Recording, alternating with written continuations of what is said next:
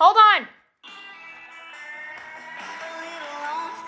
We got another SVR, guys.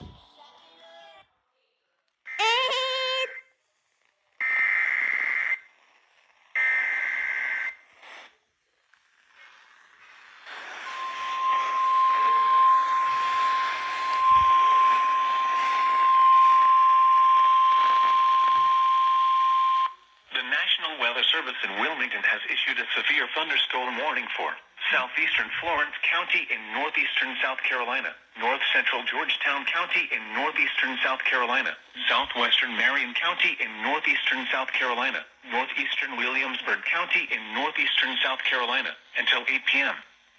At 7:20 p.m., a severe thunderstorm was located near Indiantown, or 11 miles east of Kingstree, moving northeast at 30 miles per hour. Kingstree. And quarter-size hail.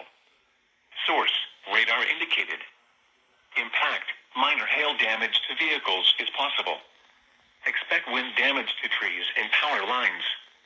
Locations impacted include Johnsonville, Hemingway, Henna, Poston, Nesmith, Britton's Neck, Indiantown, Outland, Gresham, Morrisville, Henry, Kingsburg, and Stuckey.